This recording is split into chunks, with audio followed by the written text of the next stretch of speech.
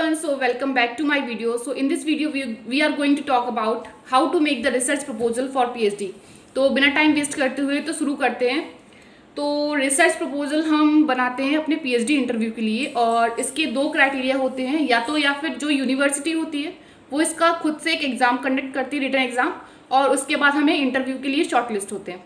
दूसरा अभी ये हो गया है कि जो मोस्ट ऑफ द यूनिवर्सिटीज़ हैं वो या तो नेट या फिर JRF या फिर PhD के बेसिस पे हमें फॉर्म फिलअप कर सकते हैं और उसके बाद हमारे लिए इंटरव्यू कॉल आता है। उसमें हमें क्या होता है, RAC होती है हमारी, और उसमें हमें अपना एक रिसर्च प्रपोजल लेके जाना होता है जिसके ऊपर वो सब लोग हमसे क्वेश्चन करते हैं। तो रिसर्च प्रपोजल क्या होता है, तो उसमें हमें रिसर्च प्रपोजल एक ऐसा चीज़ होता है जिसमें हम एक टॉपिक सेलेक्ट करते हैं और उस टॉपिक के बारे में हम रिसर्च करते हैं। लाइक हम उसके बारे में पढ़ते हैं कि क्या क्या इस टॉपिक के बारे में ऑलरेडी है और क्या न्यू हम कंट्रीब्यूट कर सकते हैं। तो सबसे पहला स्टेप यह है कि आपकी रिसर्च जो आपने टॉपिक लिया है वो कुछ नया ऐड कर रहा हो, जो पहले हो चुका है उससे कुछ नया ऐड कर रहा हो तो आपका वो रेलिवेंट है, अदरवाइज़ वो मतलब सिलेक्ट होने के कम चांसेस रहते हैं। तो कोशिश करें कि आप ऐसा टॉपिक लें जिसके ऊपर रिसर्च नहीं हो और उसके ऊपर पहले से लिटरेचर रिव्यू होना ज़रूरी है, क्योंकि बिना लिटरेचर रिव्यू के हम रिसर्च नहीं कर सकते हैं, जो कि होता है प्राइमरी, वो हमें चाहिए ही चाहिए। फिर उसके बाद हमें फाइंड करना होता है रिसर्च गैप, कि पहले क्या क्या उस टॉपिक के ऊपर रिसर्च हो चुकी है और उसके बाद हम क्या नया एग्जिस्ट जो है उसमें हम क्या नया कंट्रीब्यूट करने वाले हैं। तो ये होता है हमारा रिसर्च गैप। और फिर उसको हमें डिफेंड करना भी आना चाहिए कि अगर हमें सामने वाला जो हमें रिसर्च के ऊपर क्वेश्चन कर रहा है, जो भी कमिटी होगी हमारी हमें क्वेश्चन करेगी कि तुमने ये टॉपिक क्यों सिलेक्ट किया और क्या ऐसा इसमें यूनिक है कि हम तुम्हारा ये जो रिसर्च प्रपोजल है इसको सिलेक्ट करें और तुम क्या इससे नया कंट्रीब्यूट करोगे आगे की रिसर्च में। तो ये हो गया। और फिर जो जाकर अब इसमें देखते हैं कि यूनिवर्सिटी, अलग अलग यूनिवर्सिटीज़ जो होती हैं उनकी अलग अलग गाइडलाइंसेस होती हैं। तो आप जाके यूनिवर्सिटीज़ के वेबसाइट पे जाके चेक कीजिए कि उसमें क्या क्या मेंशन किया गया है रिसर्च के बारे में, कि उनको क्या क्या स्पेसिफिक सेक्शन के बारे में दिया गया है। नेक्स्ट चीज़ जो आती है वो है सुपरवाइज़र। जो मुझे जितना समझ में आया वो ये है कि supervisor is the main thing in your research. Like he is the main important, like वो बोलते हैं ना जैसे टीवी में मेन कैरेक्टर होता है, तो सुपरवाइज़र तुम्हारी रिसर्च का पूरा मेन कैरेक्टर है। तो एक ऐसा सुपरवाइज़र ढूंढो जिसकी और तुम्हारी मेंटेलिटी और रिसर्च इंटरेस्ट सेम हो, जो भी टॉपिक तुम ले रहे हो।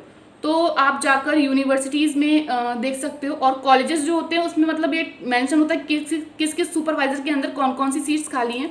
तो आप जाकर उनसे कांटेक्ट करें कि सर मेरा ये रिसर्च इंटरेस्ट है और आपका और मेरा सेम है, तो can you take me under you as a research scholar. तो आप जाके उनसे कांटेक्ट करें। पहले से अगर आप कांटेक्ट कर लेंगे तो ईजी रहता है, लेकिन जब इंटरव्यू के बाद तो फिर वो रैंडमली आपको कोई भी मतलब जो रिसर्च करते हैं उसके हिसाब से आपको सुपरवाइज़र असाइन होगा। लेकिन उसके बाद भी अब हमारे पास चांस होते हैं कि हम अपना सुपरवाइज़र चेंज कर सकते हैं एक बार। फिर उसके बाद अब टॉपिक सेलेक्ट करने की जो बारी आती है उसमें हम बात करेंगे कि पहले हमें इंटरेस्ट अपना आइडेंटिफाई करना है कि हमारा किस टॉपिक पे, किस एरिया पे इंटरेस्ट है। बिना इंटरेस्ट के हम किसी भी चीज़ पर 3 से 5 साल तो हम नहीं कर सकते, हम खुद ही एग्जॉस्ट हो जाएंगे और हम इसको बीच में छोड़ छाड़ के चले जाएंगे।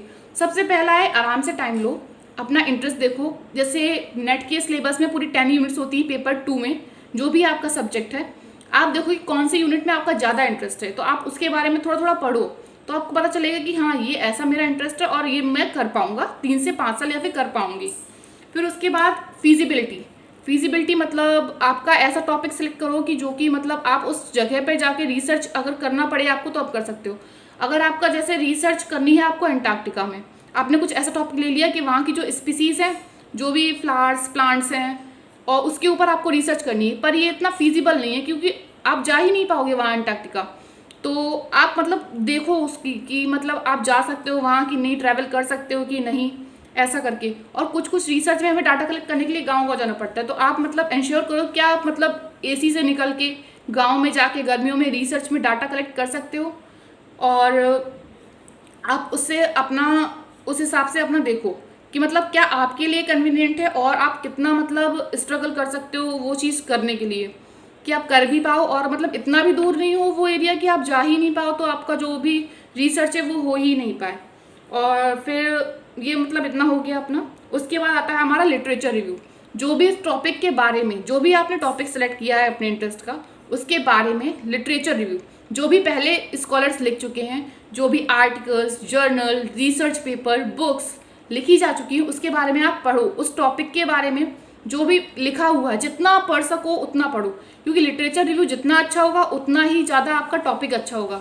टॉपिक आपको कुछ ऐसा लेना है जो कि बहुत ज़्यादा ब्रॉड नहीं हो, बहुत ही रिफाइंड टॉपिक लेना है। एक मतलब छोटा सा टॉपिक लेना है, उसको और रिफाइन करना है। जैसे पॉल्यूशन, एक for example we take pollution. अब पॉल्यूशन में क्या आता है, डिफरेंट टाइप ऑफ पॉल्यूशन होते हैं, जैसे water pollution, noise pollution, air pollution. तो एयर पॉल्यूशन ले लो। अब एयर पॉल्यूशन में मतलब कौन सी गैसेस के बारे में ले लो, उसको जितना ही आप रिफाइन कर लोगे अपने टॉपिक को पीएचडी में, उतनी ही मतलब आसानी रहेगी आपको रिसर्च करने में। तो उसके लिए हम सबसे पहले क्या करना होगा, अच्छे से हमें लिटरेचर रिव्यू करना होगा। वो मोस्ट इंपॉर्टेंट पार्ट है लिटरेचर रिव्यू। और फिर जब एक बार आप अच्छे से लिटरेचर रिव्यू कर लोगे तो आपको रिसर्च गैप इजीली पता चल जाएगा कि क्या क्या चीज़ें नहीं हुई हैं और जो हमें करनी है। तो इतना हो गया। फिर उसके बाद हमें रिसर्च गैप मिले, तो अब गैप मिले तो उनके क्वेश्चंस भी पूछने पड़ेंगे, और जो क्वेश्चंस हम पूछेंगे उसको मतलब डिफेंड करना होगा। जो भी हमारी ओवरऑल जर्नी होगी पीएचडी की, उसमें हम throughout the journey we will answer those questions step by step. फिर उसके बाद हमें जो स्कोप हमारा वो नैरो डाउन करना है, ना कि उसको ब्रॉड बना के रखना है बहुत ज़्यादा। जितना ब्रॉड होगा उतना ही टाइम कंज्यूमिंग होगा और हम कहीं भी कोई कंक्लूजन में नहीं आएंगे। जितना टॉपिक, एक बड़ा टॉपिक लो, उसको रिफाइन करो लिटरेचर रिव्यू से, जितना रिफाइन कर सकते हो आप उतना उसको रिफाइन करो। फिर उसके बाद अब आता है कि मतलब हमारा जो पीएचडी की जो हम वो बना रहे हैं लिटरेचर रिव्यू, ये एक रफ प्रोसेस है, ना कि ये मतलब फाइनली हो जाएगा। इसको हम, इसके पहले हमारा कोर्स वर्क होगा, during the course work we can change, and after that there is RDC. RDC में हमारा टॉपिक फाइनल होता है, उसके बाद हम अपना टॉपिक चेंज नहीं कर सकते। तो आरडीसी से पहले भी हम इसको चेंज कर सकते हैं और काफ़ी सारी चेंजेस अपने सुपरवाइजर से मिलके कर सकते हैं। अब जो हमारा मतलब रफ जो स्ट्रक्चर रहता है उसका, वो आपका ये रहेगा। सबसे पहले हमारा टाइटल रहेगा, मतलब जो टॉपिक रहता है वो रहेगा, उसको आप रिफाइन कर लो। मतलब अच्छा सा टॉपिक हो जो मतलब दिखने में भी अच्छा दिख रहा हो और सिंपल भी हो, बहुत कॉम्प्लिकेटेड ना हो समझने में। और सबसे पहला उसमें क्या लिखेंगे, आप एक कॉपी पेन लेके या फिर कहीं नोट डाउन कर लो। सबसे पहले उसमें लिखेंगे इंट्रोडक्शन या फिर बैकग्राउंड लिखेंगे। उसके बाद लिटरेचर रिव्यू, जो भी हमने पढ़ रखा है उसके बारे में जितना लिख सकेंगे उतना लिखेंगे। फिर हमने जो रिसर्च गैप, जो भी हमें रिसर्च क्वेश्चंस मिले हैं कि क्या पहले हो चुका है और क्या हम नया फाइंड कर रहे हैं, वो रिसर्च क्वेश्चंस हम उनके सामने रखेंगे।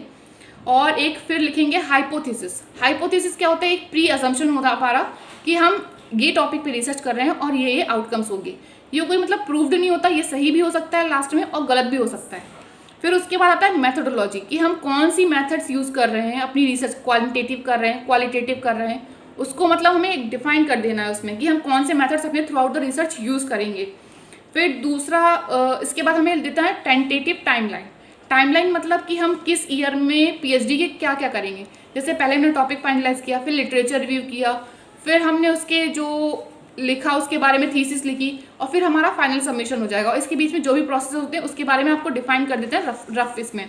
फिर उसके बाद आता है कि हमें चैप्टर्स के नेम देने हैं, कि पीएचडी में जो हम थीसिस बनाएंगे उसकी चैप्टराइजेशन कर देना है कि फर्स्ट चैप्टर में हमारा ये होगा, सेकंड चैप्टर में ये होगा। जैसे मैंने पॉल्यूशन का एग्जांपल दिया तो पहले हम पॉल्यूशन के बारे में डिफाइन कर देंगे।